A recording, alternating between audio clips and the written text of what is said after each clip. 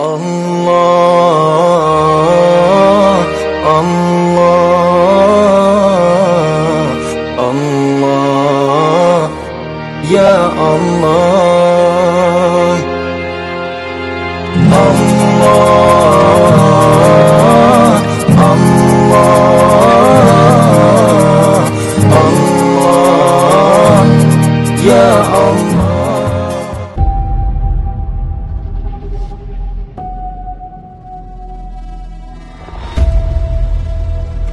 Audio Jungle.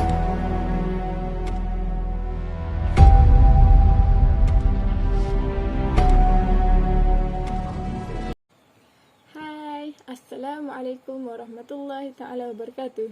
Nama saya Urus Amirah binti Muhammad Zain, memegang kad matrik D20191089205.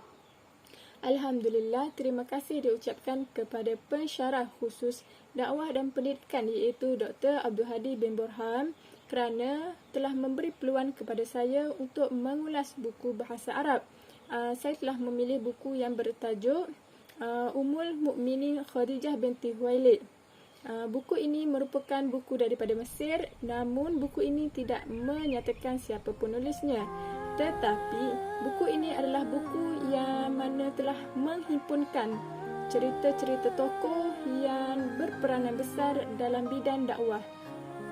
Sebelum itu, jom saya kongsikan sedikit berkenaan latar belakang wanita agung sepanjang zaman ini iaitu Khadijah binti Khuwailid.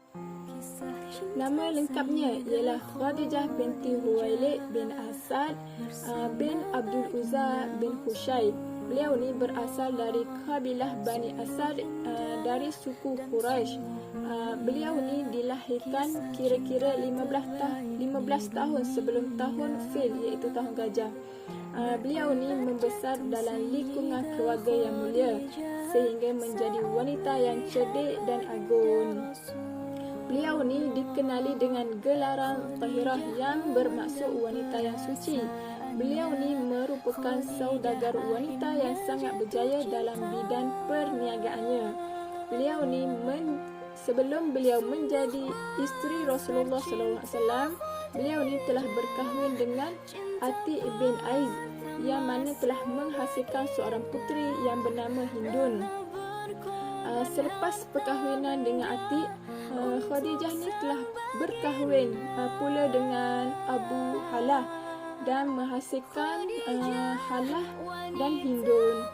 Setelah Abu Halah meninggal dunia, Khadijah telah berkahwin dengan Rasulullah. Pada waktu itu beliau ni berumur 40 tahun sementara baginda berumur 25 tahun. Baginda ni amat mencintai beliau dan baginda tidak bernikah dengan mana-mana wanita selain beliau semasa beliau masih hidup. Beliau ni sangat mengutamakan kepentingan suaminya daripada kepentingan sendiri. Rasulullah ini tidak mendapatkan dari beliau melainkan kegembiraan, sokongan terhadap semua urusan baginda.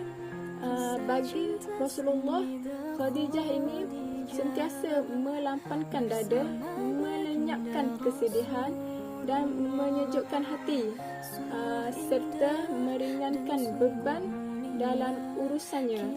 Khadijah ini ialah wanita pertama sekali yang beriman kepada Allah dan Rasul. Beliau ni adalah isteri yang solehah dan sangat yakin dengan kebenaran yang dibawa oleh Rasulullah SAW. Beliau ni terus mendampingi Rasulullah dalam menghadapi kerasnya ancaman dan gangguan daripada orang luar. Dengan hal inilah yang meringankan beban Rasulullah. Khadijah binti Khuwailid ini telah mewakafkan semua harta bendanya, masanya, jiwanya hanya untuk Islam, sehinggalah Islam sampai kepada kita hari ini. Baginda ni tidak mendapatkan sesuatu yang tidak disukai, baik penolakan maupun pendustaan yang menyedihkan, kecuali Allah ni melapangkannya melalui isteri apabila baginda ni pulang ke rumah. Khadijah binti Khuwailid juga meneguhkan pendiriannya menghiburkan dan membenarkan, juga mengingatkan kepada Rasulullah bahawa tidak berertinya celaan manusia kepada baginda. Khadijah binti Khuwailid ini juga adalah tulang belakang dakwah Nabi yang selalu menjadi penguat semangat, memujuk, membantu ketika Rasulullah dalam kesulitan dalam pengorbanan yang dilakukan oleh Khadijah terhadapnya. Allah memberikan kurniaan kepada rumah tangga tersebut berupa kebahagiaan dan nikmat yang melimpah ruah, serta mengurniakan putera-puteri yang bernama Qasim, Abdullah, Zainab, Ruqayyah, Ummi Kalsum dan Fatimah. Pengorbanan yang diberikan kepada Rasulullah tidak boleh dipertikaikan lagi. Itulah merupakan satu tauladan terindah untuk muslimah akhir zaman mengenai bagaimana peranan yang harus dimainkan oleh para isteri bagi menyokong dan mendukung dakwah suami demi menegakkan kebenaran. Peranan yang dimaksudkan itu adalah sebagai menyumban kepada kejayaan suami dari satu sudut dan menjadi pembakar semangat kepada suami dari sudut yang lain. Untuk suami ini terus istiqamah dalam dakwah dan perjuangannya. Khadijah binti Khuwailid ini merupakan guru, contoh tauladan bagi setiap isteri, terutamanya untuk muslimah dalam membina rumah tangga hakiki dalam perjuangan Islam.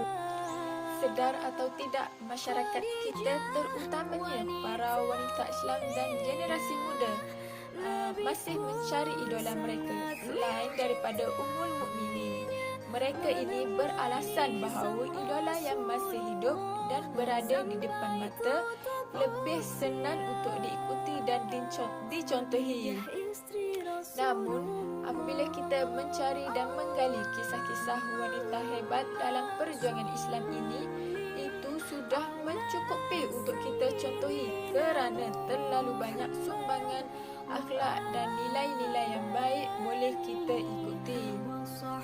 Sebagai contohnya, Khadijah Al-Tahirah mengajar wanita Islam sekarang bahawa menjaga maruah dan kehormatan wanita sangat penting.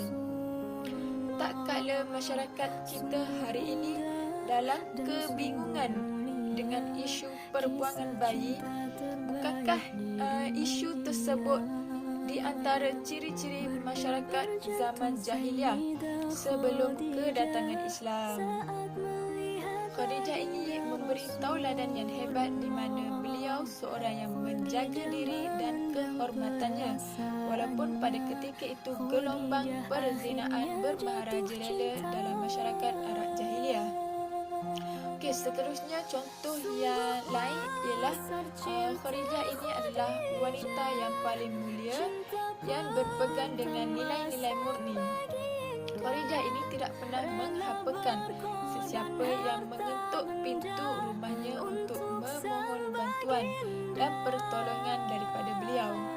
Sifat pemurah Khadijah ini menenangkan sesiapa yang memerlukan bantuan. Khadijah ini tidak pernah lokek dengan kesenangan dan kekayaan sehingga ianya dapat dirasai oleh masyarakat yang hidup bersama beliau.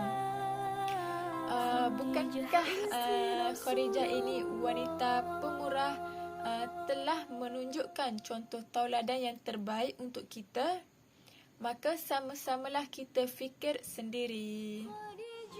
Suka untuk saya kongsikan di sini bahawa Rasulullah pernah bersabda, maksudnya Allah tidak pernah memberiku pengganti yang lebih baik daripada Khadijah. Beliau telah beriman kepadaku ketika orang lain kufur. Dia mempercayaiku ketika orang lain mendustaiku. Dia memberikan hartanya kepadaku ketika tidak ada orang yang membantuku. Dan Allah juga menganugerahkan aku anak-anak melalui rahimnya. Sementara isteri-isteri aku yang lain tidak memberikan aku anak. Riwayat At-Tabirin.